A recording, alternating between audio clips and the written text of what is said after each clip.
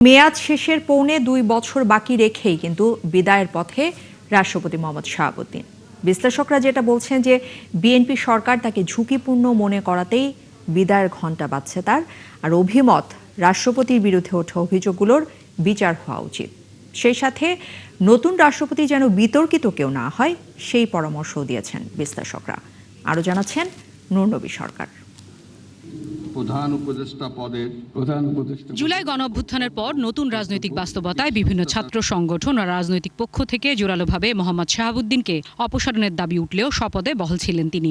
যদিও গত বছরের ডিসেম্বরে বার্তা সংস্থা রয়টার্সকে দেয়া এক সাক্ষাৎকারে বলেন, অন্তর্বর্তী সরকারের দ্বারা তিনি অপমানিত বোধ করেছেন। নির্বাচনের পর শাহজালাল আন্তর্জাতিক বিমানবন্দরে রাষ্ট্রপতি মোহাম্মদ শাহাবুদ্দিন লন্ডনে চিকিৎসার জন্য সফর করেন 9 মে থেকে 18 মে। গণমাধ্যমের খবরে বলা হয়, সেই সফরের কোনো এক সময়ে শাহাবুদ্দিন দণ্ডিত ও ভারতে পলাতক পতিত শেখ হাসিনার সাথে ফোনে কথা বলেন। গোয়েন্দারা এই খবর সরকারের উচ্চ মহলে জানিয়েছে। রাষ্ট্রপতি পদ থেকে তাকে সরে যেতে বলা হয়েছে।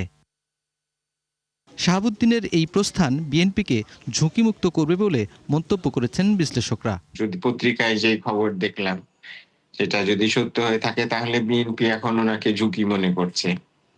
অন্তর্বর্তী সরকারের সময় ওনাকে ঝুঁকি মনে করেন নাই, বরং ভেবেছেন যে ওনাকে ওখানে রাখলে ওনাদের রাজনৈতিকভাবে সুবিধা হবে। দীর্ঘমেয়াদে বিএনপি এই প্রেসিডেন্টকে রাখার ব্যাপারে আগ্রহী হবে না, এটাই খুব স্বাভাবিক।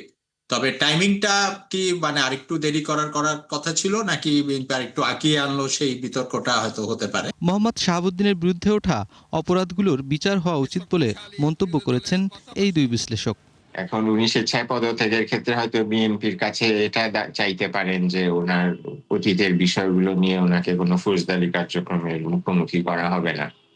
এর ভিত্তিতে একটা বোঝাপড়ার মাধ্যমে উনি হয়তো পদত্যাগ করতে পারেন।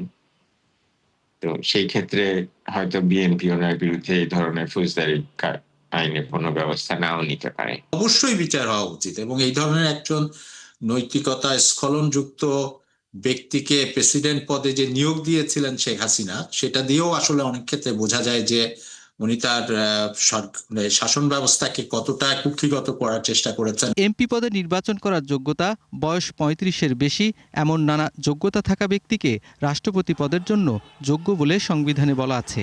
আগামী নির্বাচন ও কেয়ারটেকার সরকারের সময় দায়িত্ব পালন করতে হবে পরবর্তী রাষ্ট্রপতিকে।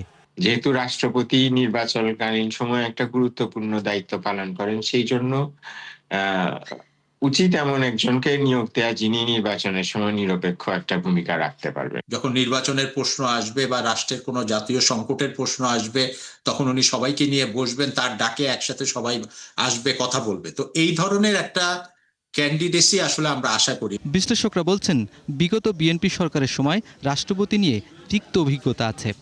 আইনি প্রক্রিয়া প্রমাণিত হয় না। নূরনবী সরকার, 71, ঢাকা। দেশের একজন